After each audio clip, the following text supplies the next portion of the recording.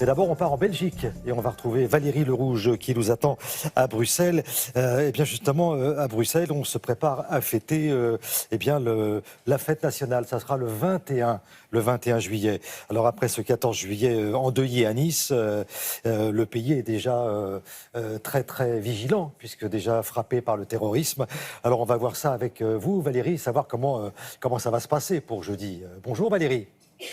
Bonjour Thierry, bonjour à tous. Effectivement, la fête nationale belge se déroulera précisément 4 mois après les attentats de Zaventem et de Malbec et moins d'une semaine après la fête nationale française endeuillée à Nice. Alors, le terrorisme est à nouveau dans toutes les têtes. Le maire de Bruxelles a réclamé davantage de renforts policiers qu'il a obtenus, mais ça ne suffira jamais, on le sait bien, à sécuriser à 100% tous les rassemblements de personnes. La question s'est donc posée de maintenir le défilé militaire, les balles populaires, tous les rassemblements prévus pour ce 21 juillet. La réponse est oui, ce sera maintenu, mais ce sera une fête, on le sent bien, sous tension. Voyez ce reportage que nous avons réalisé avec Frédéric Fournémont.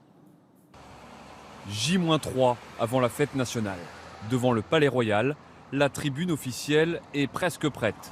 Le tapis rouge posé, car malgré l'attentat du 14 juillet à Nice, la Belgique n'entend pas renoncer à ses festivités.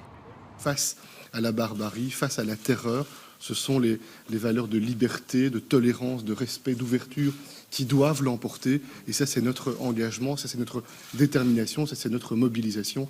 Et je pense pouvoir le dire au nom de beaucoup de citoyens belges qui partagent cette conviction extrêmement forte.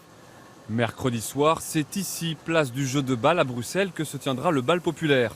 Avec 3 accès et fouilles à l'entrée, pas de quoi pourtant rassurer tous les habitants.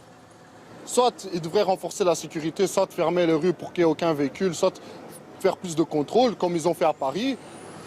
Ou alors ils font tout simplement pas de fête, quoi. Vous savez, un terroriste, il tape n'importe où. Hein. Vous pouvez mettre autant de mesures de sécurité que vous voulez, vous ne l'arrêterez jamais. Hein. Mais pour la grande majorité des Bruxellois, il ne faut pas céder à la terreur et continuer à vivre. Il faut vivre normalement, parce que sinon c'est donner raison aux gens qui font les attentats, quoi. Donc, je me limite pas à ça, il faut vivre, il faut continuer à vivre quand même, quoi, malgré ça. Si ça doit péter, ça va péter. Mais moi, j'ai pas envie d'avoir peur, de me sentir menacée, de plus rien faire, quoi. À Gand, quelques heures seulement après le carnage de Nice, la mairie a pris des mesures. Elle a installé ces blocs de béton à l'entrée du centre historique où se tiennent les fêtes traditionnelles de juillet. Avec cette installation, personne ne pourra arriver à pleine vitesse et foncer dans la foule et dans les gens qui participent à la fête. Mais il y a des zones réservées aux véhicules de livraison et aux navettes qui amènent les artistes et les touristes. Toutes les autorités belges vont redoubler de vigilance pour que jeudi, la fête nationale reste bien une fête jusqu'au bout. Bon Valérie, alors on le voit, hein, on l'entend, la population est quand même très inquiète. Alors techniquement, quels sont les moyens qui seront mis en place pour jeudi ?